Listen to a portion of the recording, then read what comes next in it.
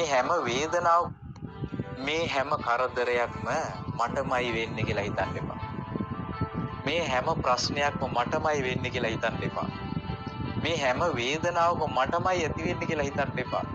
මේ ලෝකේ අතීතයේ ඉඳන් හිටපු හැම මිනිහෙක්ම වේදනාව විඳලා තියෙනවා. මේ ලෝකේ අතීතයේ ඉඳන් හිටපු හැම මිනිහෙක්ම දුක් කරදරවලට මුහුණ දීලා තියෙනවා. මේ ලෝකේ අතීතයේ හිටපු හැම මිනිස්සෙකුටම හැම දෙයක්ම අහිමි වෙලා තියෙනවා. අනාගතේ පහළ වෙන මිනිස්සුන්ටත් එහෙමයි. ඒ නිසා ඔබ විතරක් විශේෂ කෙනෙක් නෙවෙයි.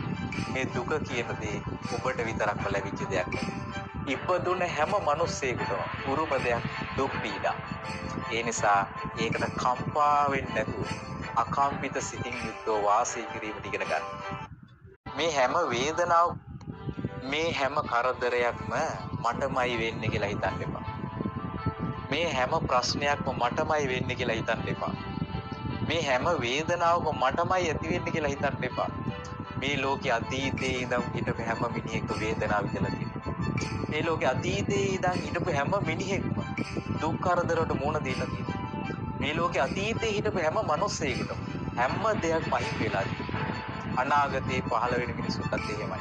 ඒ නිසා ඔබ විතරක් විශේෂ කෙනෙක් නෙවෙයි. මේ දුක කියන දේ ඔබට විතරක්ම ලැබිච්ච දෙයක් නෙවෙයි. ඉපදුන හැම මිනිස්සෙකුටම උරුම දෙයක් දුක් පීඩා. ඒ නිසා ඒකට කම්පා වෙන්නේ නැතුව අකම්පිත සිතින් යුක්තව වාසය කිරීමට ඉගෙන ගන්න. මේ හැම වේදනාව මේ හැම කරදරයක්ම මටමයි වෙන්නේ කියලා හිතන්න එපා. මේ හැම ප්‍රශ්නයක්ම මටමයි වෙන්නේ කියලා හිතන්න එපා. මේ හැම වේදනාවකම මටමයි ඇති වෙන්නේ කියලා හිතන්න එපා. මේ ලෝකේ අතීතයේ ඉඳන් හිටපු හැම මිනිහෙක්ම වේදනාව විඳලා තියෙනවා.